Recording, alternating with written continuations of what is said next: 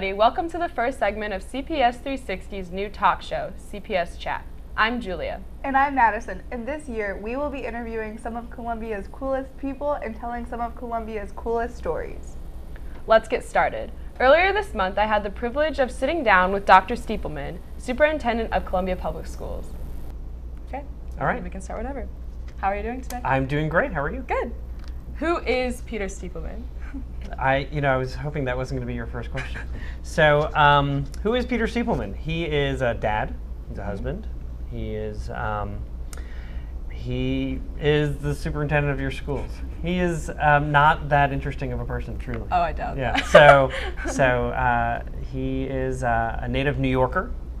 He is he's a New Yorker who followed love to California and then California to Missouri. So he is a bi-coastal and now Midwestern. All over the place. Yeah, yeah. Okay. What were your goals coming in as superintendent? So, that's interesting because truly one of the things that I had to think about was where have we been, right? And so I spent a lot of time when I was named superintendent talking to Chris Belcher, who had been the superintendent before, to Dr. Ritter, who had been the superintendent before that, to Dr. Thompson, who was superintendent for 18 years, right? And really understanding where have we been to know where we are and then to be able to think about where we want to go. Right. So you'll hear me talking a lot about, and it's probably not that interesting for the people on your show, but you'll hear me talking about AEO a lot. And AEO is all about access. How do we make sure that every kid can pursue whatever it is that they want to pursue? So A is for achievement. How do we make sure they have the best teachers? E is for enrichment. So like you're taking broadcast journalism. You're Right. broadcast journalism, year 3. You're Yeah. going on to college potentially to study this. We have kids who are from Hallsville, from potentially Centralia in the years to come, but Southern Boone as well, who come to Columbia to really pursue these careers, and we were able to offer it because we have an incredible community that supports enrichment. Every kid should get that. Right. And then opportunity is to make sure that we remove all barriers. So if you're a golf player, right, that we make sure that the fact that you may not have clubs shouldn't be the reason why you don't get to pursue golf if that's something you want to do. And so we as a school district, how do we make sure we do AEO, that there are no obstacles to access? So that was really one of my big goals, was to say, look, I'm a kid of privilege. I grew up in Long Island, New York. I had anything I ever wanted. Right. I'm the nephew of a Supreme Court Justice. Justice Ginsburg is my aunt. So I understand privilege. The fact is that every kid should get every opportunity that I had. And what I give to my own children, every kid should get as well. So that's who I am at the core. So back to your first question, who is Peter Stiepleman? That's me. There you go. Yeah. Why do you think having a strong social media presence is essential in this day? Because you're a pretty popular guy on Twitter. So, well, only look, on Snow Day. I was going to say, you have like close to 4,000 followers and 3,990 are students saying, we want a snow day. Yeah. Right? I go to a football game and the only thing I hear as I walk by is, snow day, snow day. So I don't know if I'm really that popular. So I resisted it initially, and then I thought to myself, 60% of our kids will actually end up living in Columbia. Those who graduate from our schools will end up living here. And they will become parents one day. And they will be having their kids entering the public schools. And I want them to have a good feeling about their interactions with their public schools. Right now, we are unlike almost any other district in America. 90% of our kids come to public school. And we're always being challenged with choice, whether it's a CIS or a Tolton or the potential charter school movement. But right now, we've pretty much resisted that. So my social media presence is somewhat nefarious. Yeah. I want you to feel good that you can connect with your superintendent, so that when you become parents many years down the road, that you'll think good things about the schools. I love the schools. I remember that our superintendent really engaged with us. He saw me as a person. Student voice is often ignored, and yet it's your schools. Yeah. And so that's why I'm involved in it. Yeah. I love when you respond to people's Sometimes people are outraged by their smart aleck. Yeah. Is that appropriate for CPS TV? Oh, yeah. Comments. Yeah. Yeah. Take me through your day as Peter Stiepleman. So I get up I think pretty early. Those who are on cross country or marching band would probably say, you're sleeping in. Right. So I get up around 5:30. and then I do just a little bit of email, and then I have to wake up. I have 3 boys in the public schools, 2 are in middle school, so I have to get them up. I make their lunches, my wife's breakfast, and then I get to the office around 6:45. And then have a good cup of coffee, which is funny because I make my wife's coffee, but I'm not allowed to drink it.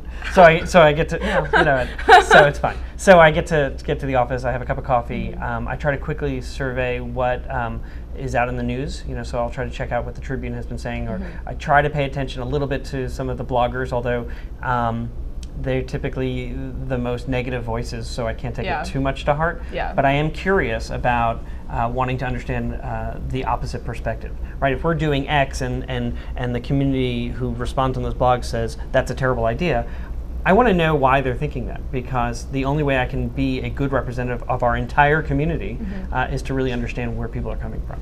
So I spend a little time there. Typically our team will get together. If it's a Monday, we get together around 7:15 just to say, what do you have this week? On Tuesdays we have a cabinet meeting, but otherwise I'm in schools, I'm meeting with the community.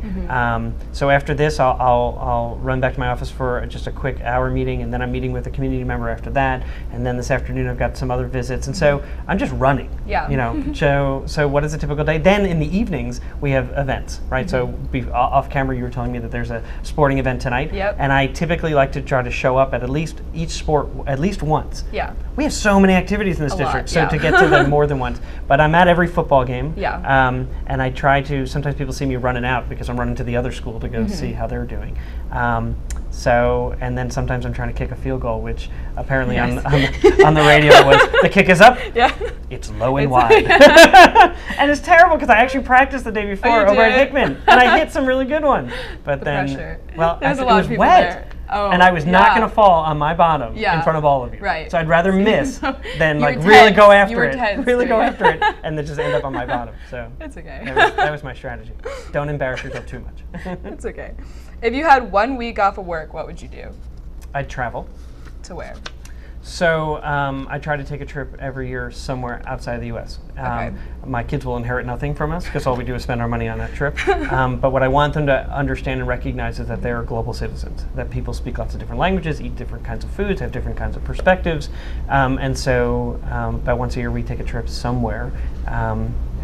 So we've gone to Nicaragua, we've gone to Iceland, we just take a different trip to a different place, just so they can see the world. Where's your favorite place you've been? So I went to Ecuador this summer, and I spent a week in. That was off script. Well done. You must be in broadcast journalism 3. Sorry. You'll cut that. But we went hiking up in the Andes, and that was really, really neat. Just so peaceful, and it was off the grid. I didn't have, my phone wouldn't work, and that was probably the best experience, because this job is I was gonna say, you need 24 hours. detox. You're asking, what is a typical day? I mean, so I'll go to bed around between 11 and midnight, and so then you're up again at 5:30, and that is really taxing. So to be able to take a week off is really nice. Yeah, that's awesome. Who is your Twitter idol? So I don't know. There's this guy out there who, I don't know how he can be a superintendent because he just tweets all day. So either he sets it up where it just comes out like every 5 minutes, or he's like, that's his primary job. Maybe he has someone that does it for him. It could be, but he's kind of an interesting guy. So what is his name? I should be able to find it in a second because he just tweets all the time. But Randy Ziegenfuss. But he's always challenging superintendents about, are you a real leader, or are you a pretend leader? How do you use technology in your schools? And that's a big thing for us this year. So on October 19th, and so hopefully on the bottom of your screen you'll say World Cafe, October 19th at Stony Creek. We'd love to have student voice there as well, but it's an opportunity for our community to come together about what are the skills kids need so they can be successful in career, in college, and in life. And technology is a big part of that. And there are those in the community who question whether or not we should be issuing iPads, or whether we should be having a broadcast journalism school or class, whether or not, and my opinion is that what we keep hearing from employers are they need people who can work in teams, who know how to communicate within and without, inside and outside the organization, who know how to get information, synthesize that information, and then be able to communicate, or make it at least a reasonable recommendation based on that information, and then be able to communicate that. we want to personalize kids' education. So if you're an outstanding student who is doing great, we want to be able to offer you the opportunities to accelerate your learning. If you're a kid who's struggling, we want to be able to intervene so that you can catch up. Right. If you're an average kid, to be able to personalize by your interest, and technology provides that great opportunity. Yeah. We're the public schools. Yeah. It's not just Peter's schools, Yeah. right? And so what does the community think? Yeah. And so hearing students would be great. So seriously, October 19th, Stony Creek, 6 to 8 is our plug World you. Cafe. Thank you. Okay, awesome. Do your kids ever ask you to call late start? Yeah, so here's a funny one. So when I was the assistant superintendent, Chris Belcher was, he was sure he was going to call a snow day the next day. So he thought it would be fun if my son felt like he had called it. Right. So he calls the house and says, can I talk to your son? And so he says, should we have a snow day? And my son says, absolutely, we should have a snow day. And then the next morning, the snow didn't come. And so we had school. And my son woke up and said, no, we're having a snow day. I called it, right? And so the message I was supposed to bring to school to work the next day was, please don't ever call my son again. My wife is like, he refuses to go to school. He is adamant. So they sometimes will come up to me and say, the kids in the hall say, snow day, snow day. Right, yeah. Like, yeah. Don't get involved in that. pictures. Remember the last time. Oh my gosh, some of those pictures are ridiculous. I know.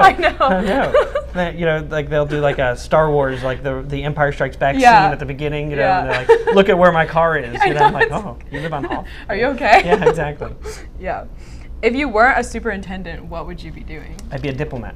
Diplomat. So actually, this is a true story. So I said I grew up in, who is Peter Stiepleman? I grew up in New York. I went to school in upstate New York for college, and I moved to Madrid, Spain. And I worked at the U.S. Embassy, and I thought I would stay in Spain forever and work as a diplomat.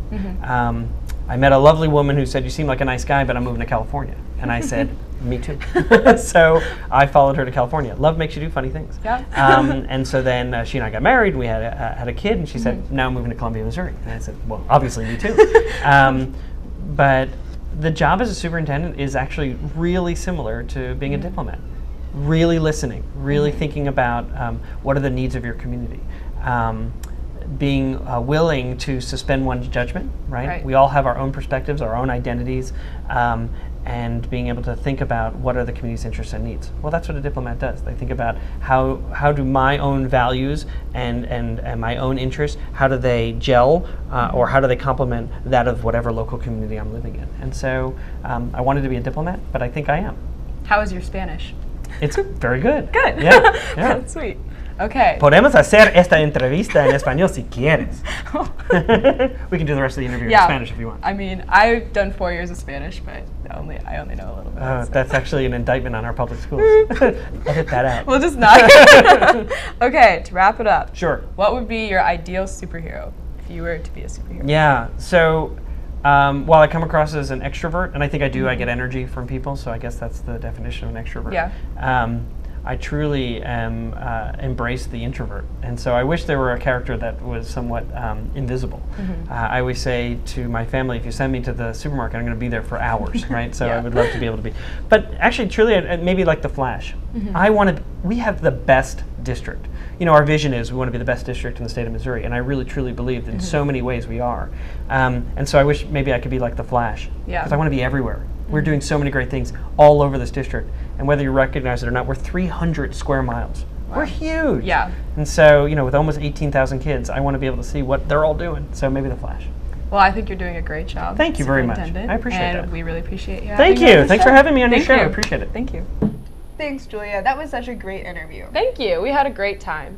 Thanks, Dr. Stiepleman, for taking the time to sit down with us. We appreciate everything you do. And we appreciate every time you call a late start. In other news around CPS, Madison brought us a story this month about a new Rockbridge tradition, freshman door decks. Freshmen have been hard at work this week in advisory, participating in Rockbridge's second annual door decks competition. Yeah, you have to hold it in. Door decks is like, well, they told us to do door decorations in the Wizard of Oz theme for school spirit for homecoming week, and if we win, we get, I was told donuts, other people say pizza. It's a party. is what we win. Many advisories took on the challenge and created elaborate decorations depicting scenes from Oz. We spent a good day thinking about what to do and ideas. We wanted to put like every aspect of the movie into the door deck. So like here we have the Tin Man, the character, and the Scarecrow. We have the lion on the back and Dorothy on the side. And so basically we just wanted to tell the story. This made them work together as a team and get into this year's Spirit Week. I feel like freshmen, they're new to the whole high school atmosphere, and so they don't really know anything about homecoming or dances or just even about school spirit. Like they don't, they might not cheer on a football team at games, or they might not get involved in clubs. And so I feel like this is a good way to figure out, or try a good way to get involved and have a friendly competition for homecoming and get in the spirit. While the rest of us thoroughly enjoyed the more colorful hallways. For CPS 360, I'm Madison Wright. Good job, Madison. Thank you. Freshman door decorations were so cute this year. I thought so too. Well, that's all, folks. We'll see you next month. Thanks for tuning in to CPS Chat, and be sure to subscribe to CPS 360.